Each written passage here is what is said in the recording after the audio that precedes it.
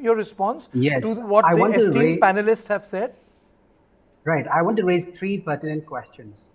Now, I think Professor Oina was adequately responded by Professor Swan, but then there are three pertinent questions that I would like to raise. One is, why is the attack still happening?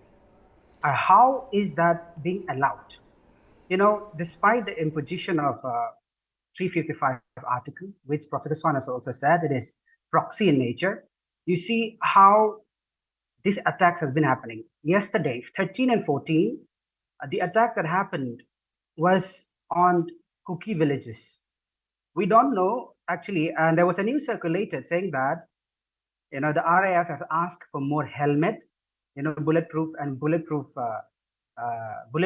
chest, this thing guard, because they have to defend themselves. Because they have to defend themselves from, the so-called militants who are dressed in police uniform. Now, that's surprising. When you see the attacks and the arson also happening continuously in the Kuki villages, now we can really pinpoint without any doubt that atrocities or otherwise the offenses, from where the offense is coming. Secondly, there is an urgent need to, curtail the false allegations and false news that has been reported. Yesterday, there was a news clip where, Thangminlal is a Kuki village. Thangminlal per se is a Meitei dialect, whereas it is a Kuki village. That Thangminlal village was attacked by Kuki militants or Kuki volunteers, and 9 people have been reported dead. This kind of news, false reporting, you know what? And in addition to this false news reporting, what happened is false news are being circulated saying that it is the Kuki Sioux, it is the Kuki militants that is involved in attacking Meitei villages, whereas there is a clear proof that Meitei villages, or otherwise Meitei inhabited areas, are intact. See, when they continuously falsify and spread this sort of false knowledge, it becomes telling from the part of the youth, that they have to fight for their own land and for their safety. That's how they're able to garner more youth to come up and then hold guns and then go and fight. Now, thirdly, you have, our point of talking, General has rightly pointed out, our point of discussion should have also been the looted guns. 4,000, more than 4,000 guns have been looted. You have just few recoveries. You had around 2,000 plus guns with the civilians. See, this sort of, this sort of incident wherein guns are still with the civilians definitely tells that violence is not going to end. Now, coming to what the panelists were saying. Just to add to what the panelists were saying. Doungel, you complete. Yeah, please allow me to come back. Yes, okay. This is my last point. Now, if we look at what Professor Oinam has said, for me and for the Cookies, and as a research scholar who is closely looking at the unfolding of events and the problem, I see the real problem is to do with the state administration. Of course, the state administration is under our Chief Minister, N. Biren Singh. And lastly, and that is why demand for president rule is mandatory, is urgent. And in fact, disarmament of the public or the volunteers or whatever we call them should precede, president's rule should precede disarming of these people. What is Congress doing as one of the principal opposition party to bring communities together in Manipur? We are involved in all those things, the regular activity of providing relief and consulting people, appealing to the people, and having press conference every alternate days on whenever it is required. And there is also expose from ICC that we supply materials from here, that what went wrong with the government, and the government, the party with the government at the time of election, how they are cohabiting with the ultra militant to win the vote. All these things we are exposing so that the truth comes out and the peace comes soon. Secondly, I'll come to the point where the general also said just before me that the stakes in the present crisis is not the citizens themselves, the different groups themselves.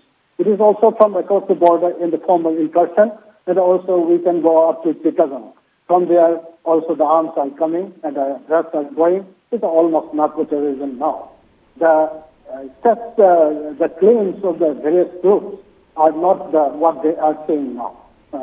So we have to be very careful to deal with. I cannot, as a political party, name anybody, and I cannot take side with any community. We are in the middle. We stand for a secular democratic country with peaceful governance. So, taking to the point, I am deeply inspired by the general who spoke before me. If I am right, he is Mr. Bharji. Is it right, Kartikeya? Yes. Yes, we can. So he talked about a lot of different technical things about the border. Border has to be sealed. The incursions and the illegal migrants or immigrants as such is a major contention among the people in the state, particularly those earlier have been inhabiting it much long time. So the people do not like all the what is the illegal foreigners coming, settling, and claiming rights equally, also creating problems. This we have to be careful about, and we also check that certain populations are all enough to become indigenous people here. This is the claim of the citizens here. The bone of contention between the two communities, particularly, is of the illegal immigrants. So that has to be sorted out carefully. Now, before that, the border has to be sealed. That we have been complaining to the central government for the last 20 years, and it has never been done. And there was only 10 kilometers border fences have been done, and nothing beyond that. And there is a porosity in the border between the Myanmar, particularly Sindh state. We have to be very careful about the Sindh state, what is going on. And it is neighboring our Jharkhand. So Jharkhand is almost the state of the chief. So all these things happening around, how could we bring peace by shouting and having slogans and having press conferences is impossible, because the elements that is affecting this crisis is certainly beyond our control. They are controlled by somewhere else that the general described very carefully, and I would not like to name it again. And these things being taken into consideration, peace could come. And those constituting this committee, they cannot do so. The circumstances, the physical circumstances we are going to create in the coming few months can create lasting peace. Okay. Professor Oinam, you had raised your finger. Would you like to come in? I'm also in a dilemma, because after your show, telephones comes to me, keep ringing, and they complain. I'm particularly from Meiteis, saying that, see, you didn't rebut what others have said. You are only talking about peace, but in the ground reality it is something else. So, Bhagat Sahab, but don't they forget, Bhagat Sahab, don't they forget that there's a thing which is written in front of your name, Professor. You know? Yes. And I make it a point when I say Professor Swan, Professor Bhagat. Why do I say that? Because you people are teachers. Absolutely. You people are teachers. The most important function of a society rests with a teacher, professor. And a society where teachers don't have a role is doomed. It will become extinct. You will have no people processing knowledge. You are the transmitters, or that is why I use the word professor. Because I don't treat you like community leaders. Thank you for reminding me that. And both my heart and head says that peace is the only way out. General Saab is absolutely right. I mean, this violence, how long it is going to go? I mean, it only multiplies and multiplies further. And that's not going to help. So the peace in any sense has to come. Now, for that, I have written today also, I'm repeating again, disarming is extremely important. So far as, quickly, because my other panelists have talked about this unfortunate incident of 13th and 14th. What has been happening, and this is my larger reading, is that I see a distinction, but not so clearly visible, between the ordinary Kuki villagers and these armed militants.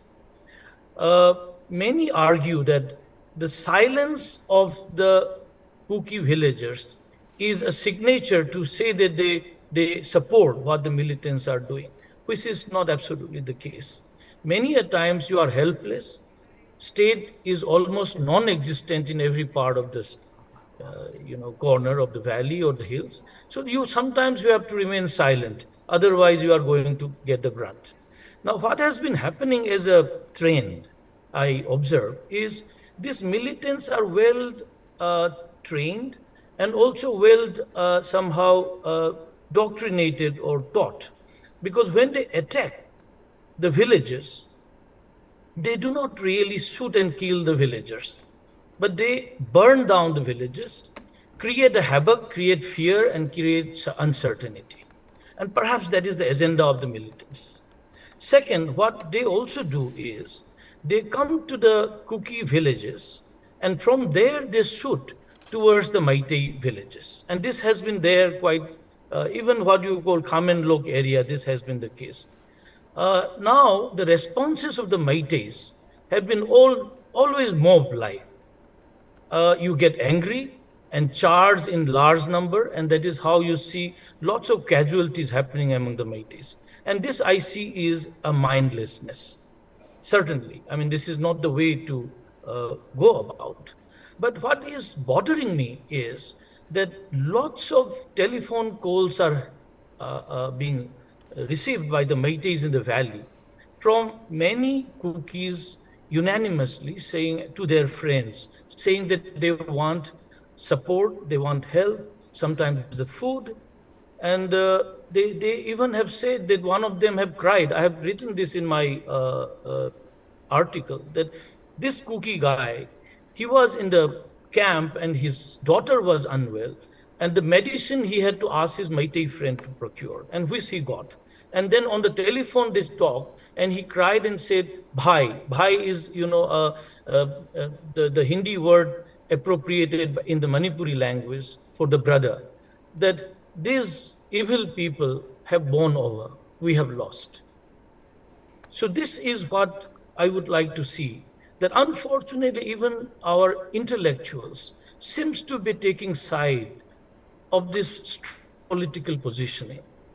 And there seems to be very few voices who will talk for the ordinary people who are, facing the brunt of this violence, both the Kukis as well as the Meiteis. This side has also to be seen.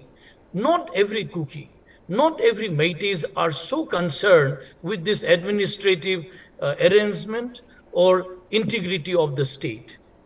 They also want a peaceful life, day-to-day life to live on. And this side of the story of the common people have to be also voiced at the same time.